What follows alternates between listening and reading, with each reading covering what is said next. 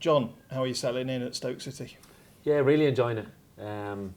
Delighted when the opportunity came about to join a fantastic club like Stoke. So, delighted to be on board and helping out everyone and getting to know everyone as well, and getting to know the staff, but getting to know the group as well, and the playing group. And it's a really exciting group. You know, it's a good mixture of young and experienced, and looking forward to the start of the season now.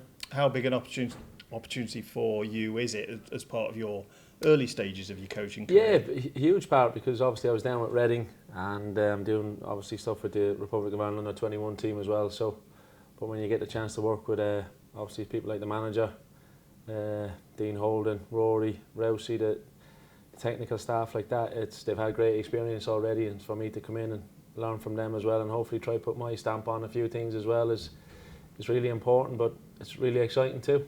Have you got a particular brief? Is it working with young players or what? Yeah, it'll be everyone. Look, it'll be obviously just getting to settle in and get to know everyone in particular first, and then we see when it all settles down. But no, it'll be it's brilliant to be back obviously at that first team level again, and that's where I want to be, and it's the kind of the cutthroat nature of it, and how quickly the games come round, and the championship obviously had that experience a little bit with Reading, and really looking forward to it. You will have known a few people before you came here. You were saying before the interview you played international football with Rory, didn't you? Yeah, exactly.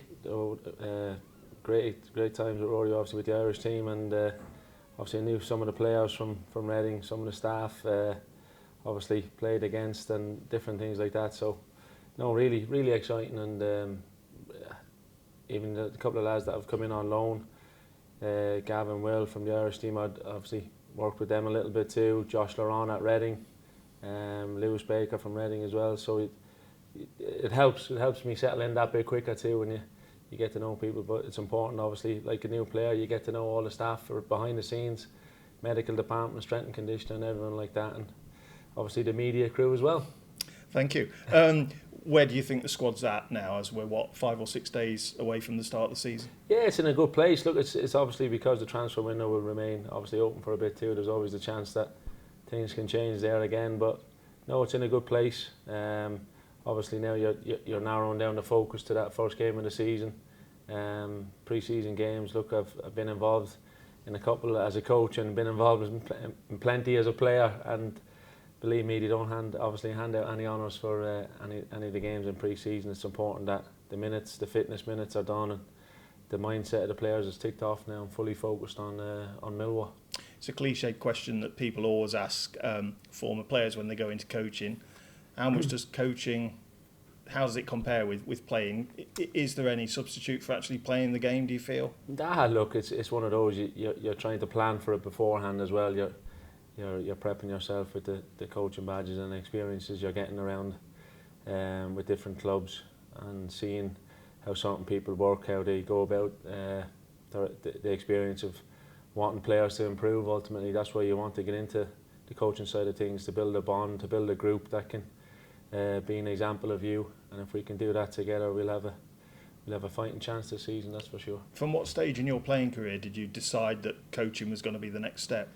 Look, it's one of those, I suppose, when you're looking at I was fortunate to be at some fantastic clubs, but obviously work with some amazing managers too. So when you're getting towards probably the late 20s, or that type of scenario, you're thinking, okay, I'd like to be involved in it. When I was growing up, obviously my dad was a coach involved in football as well, so I was kind of seeing it from an early age too, of obviously what's needed, and obviously the few sacrifices as well in terms of family time and prep like that. So all those things are considered, but no, look, it's, as I said, and when I spoke to the boss Michael about the chance to come to Stoke, it was very appealing to me. In terms of your coaching and your approach to it, who's been the biggest influence of the managers that you had the pleasure to work for? Sir Alex? Look, he'd be foolish if he wasn't up there, but also, look, we had some amazing managers up at Sunderland too. And quite recently, obviously, look, the couple, when I've gone on to the coaching side of things down at Reading as well, the managers that I had there were very positive people too. So no, look, lots of people, and that's why I'm hoping I should have picked up one or two things from them along the way. Is it just coaching, or do you fancy management as well? Yeah, look, exactly. That's the ideal scenario. But for me to be coming in like this into this scenario, working with really good people, really good football people, most importantly, good people, and then the football knowledge that you gain from them along the way is hugely important. And then you hope you can add some of your knowledge to that as well. When I asked Michael O'Neill what he thought you'd bring to the job here, he said high standards, that you had high standards as a player. Is that important for you? Yeah, look, it is. It's important for the whole club, the whole group, the whole playing staff.